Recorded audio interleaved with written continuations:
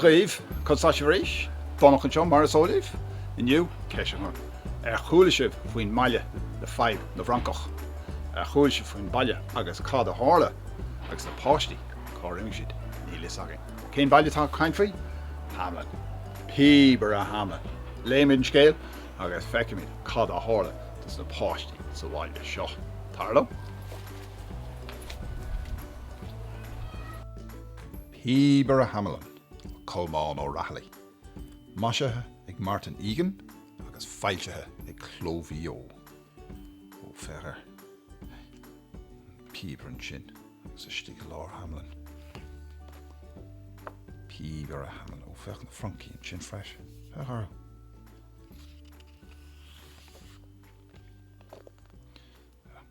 Sin hot a jazz agus sin rud an cheol. Píobaire Hamelin. Hannah agus Lily. Na blianta fadó ó hin hí baile mór sa ghearmáin dar bhanam Hamelin. In leann áling a bhí sé ar bhruach abhainn agus sléite mór muirge ar gach éon taobhte. Fech. Sin baile agus an abhainn. Fech. Sléite an sin agus níos mó stócha taobhhéadas na crínt an sin.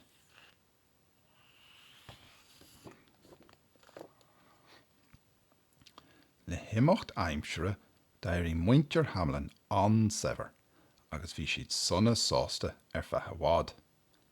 Ó bhaidin go híthe bhíoch na sráidin na lán do chlártha na pháistí agus iad ag sprí agus ag súgra go geallgháireach. Bhíoch na pháistí agus iad rit timpeall agus muintir a bhaile agus gach éon duine go feach. Lán sásta, manga gáire ar a méal. Ach an sin lá amháin gan churra gan chunne tháinig na mílte francaigh go dtí an baile agus níorbh fhada go raibh an áid ag chur thar muil ló. Bhí francaigh den uilige agus an uilig chinál ag teacht agus ag gimacht.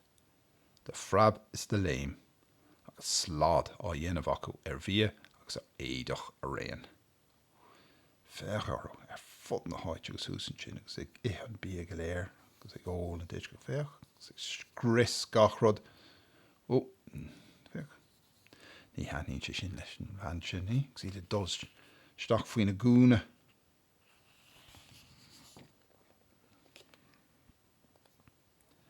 De lá agus títhe bhí an scéal ag dul in olcas. Ní raibh teach ná bo sa bhaile ile nach raibh francaigh ann agus gan fatíos orthú roimh éon duine. Tháinig imní agus fearg ar na daoine an sin, agus bharrtaigh siad dul ina slua go dtí hala na cachrach le himpóir a méire rud éigen a dhéanamh. Feach an fiú sa teach as an bábín agus ceann amháin sin, agus ceann eile hús an sin agus feach na fiach le mór a fada ghearr atá acu. Agus níos mó francaigh an sin.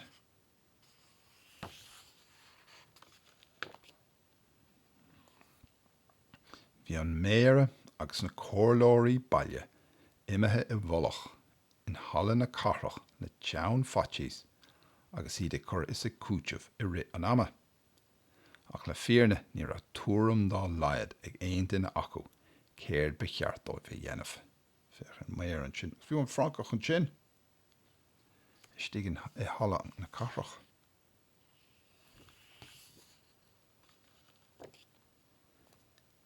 Daoine éagsúla ag teacht agus ag gimacht le planana a chur os chóir mhéire.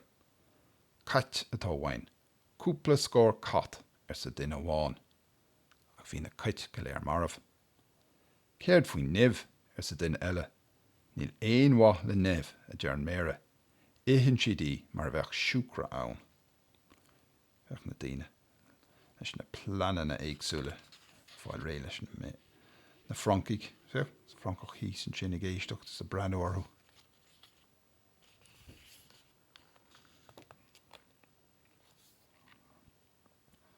Ag an am céine, gan is don mhéire agus don muintir Hamelin, hí duine éigen ag ddridim leis an mbaile, duine a chur casa nuas sa scéal sola bhád. Feach. brú go jazz Agus cóta jazz dachach. Fech an peileán freisin. Neadar céir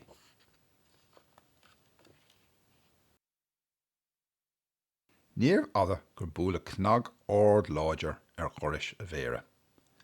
Cé atá ann a dearan méire ach freagra ní mhór sé.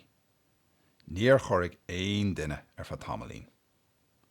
Dearra doscail duine éigean an doras go drugalach nervhíiseach agus sa stach le fear ord chéal. Bhí sé gléiste ó bhain go bachas in éadí daite, cleite ina hat aige agus píb a do chéal ina ghlaic. Seo ag teachtaisteach agus muintir bhaile breanúir sin méar a freisin.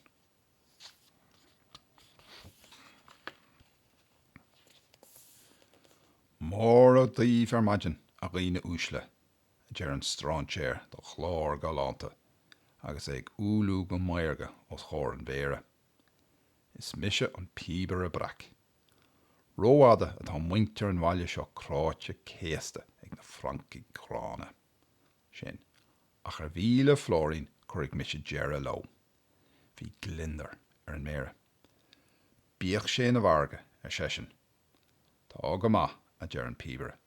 Caich mé sos a thógáil inis or tá mé tuirseach tréachta tréis mo chud taistil ile. Ach na braic an lei feiceigh sibh an tiantas.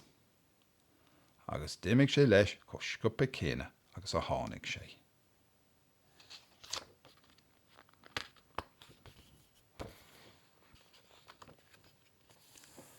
Lá na bhharach le hairí na gréine, chulthas ceol tríochta píbe imime le bhaile.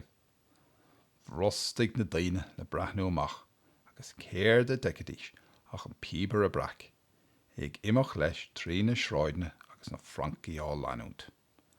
As dóirse agus fuinneoga, as Píobáin agus baralaí, ina géata agus ina mílte a tháinig siad. Ag ri agus ag léamh ní an Píobaire go dtí go thros siad bruach na hawan. Fech ag siúil agus ag senam ceol agus na francaigh ag teacht ó gach cairn den bhaile fech. Si dá leanach na céitin ó na mílte fi bhna cín seo tá ag tídal síos chuige.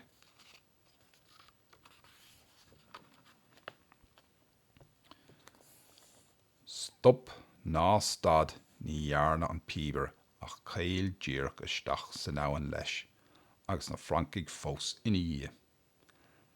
Thas sé an sin I lár na hawan agus é fós ag casa ar a dhíhil. Faoi dhearra ní raibh irid agus francach amháin nach raibh scupa le sro nó imethe go tón puil. Fech an sin, stig san isce agus a chóta ar snáb ar an isce ar an nabhain. Agus na francaigh in léamh isteach sa bá. Agus é sin ag seint go dtí ná go tar go léir take.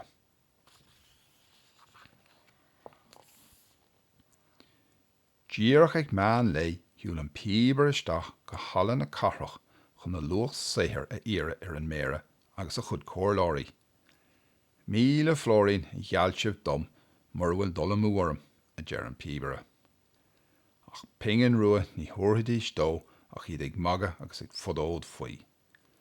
Míle flórín a dragar an méire go dána.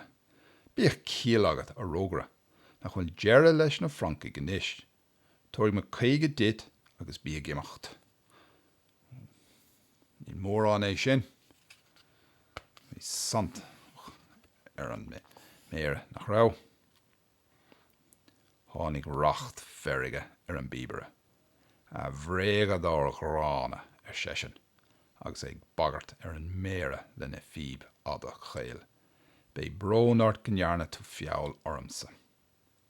Cheantaigh sé sin agus amach leis.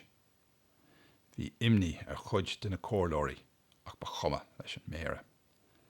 Céin dochar ar sesin nach chun na francaigh glanta agus míle flórín sábháilte aging. Bímis sásta le hobar an lei. Ó fechar níl sesin sásta in éonchar fechar an farragad tá ar na súla dearg an béal ar oscailt agus ag tuairt amach. Neall cad dhéananig sé.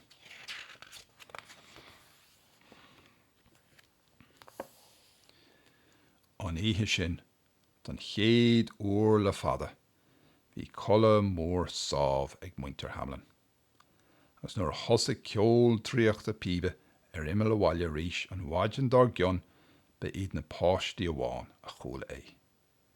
Amachchas a dithe lo ina nine agus ina nine, agus iad faoi ghríocht ag ceol maltach an Píobaire. Fech, agus na pháistí ag dúiseach go moch ar maidin, tá sé fós dorcha.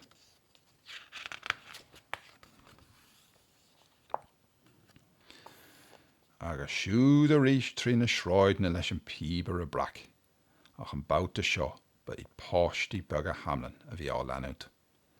Agus ní a drón na hawan a dimig an Píobaire ach cail díreach i drón na sléite. Bhí búcail beag bacach amháin a gúil an tlua agus é ar dhíhil ag iarach chuneál sús le na cháirde. Fánaigh a dimpig sé orthú ach airde ar bith níor thug siad air. De réir a chéile hí an búcail beag ag titim siar agus níorh ada go raibh a cháirde as raarc ar fad. Fech na pháistí go léir. Agus sin na búcail nach féidir leis dul tapí go leir. Sin an Píobaire amach chun tosaigh. Agus an ceol á hena meige. Cho lua agus a thrisíd bunad sléimhe lig an Píobaire scartas. Doscail doras mór os a gáir agus chonig siad plúis mhór taobhistí. Isteach lo agus sona sásta in níg an Píobaire agus chuún an doras in níg. An búchalín beag bacach amháin a chonig an méid a hála, ach ní rá éon neart aige air ach éimeacht a bhaile agus na deora le na súile. Fech an doras mór an sin, agus iad na doscail an Píobaire é agus isteach leis féin agus na pháistí go léir.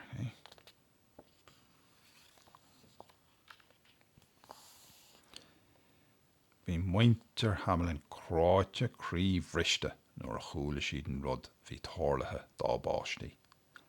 Cha siad na blianta fada á gcuardach ach ba obair in aisce é. Thaisteann siad soir, siar, thua agus heas. Riail siad gach é ní a bhí ar a gomas ach táisc ná tuairis ní bhuair siad riamh orthú. Dimóch na blianta fada sola meach pháistí óga le chluistáil ar ráid na Hamelin, ach Donach ceacht crua an Píobaire ina gríige Joe.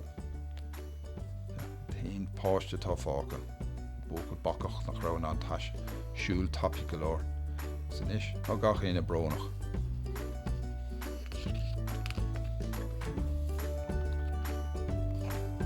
Agus bin scéal, Píobaire Hamelin, súil an gur hathan an scéalamh, agus tá mí tnúise bheith bula libh éis do céad scéal eile. Dí sin, fannaigh is slán.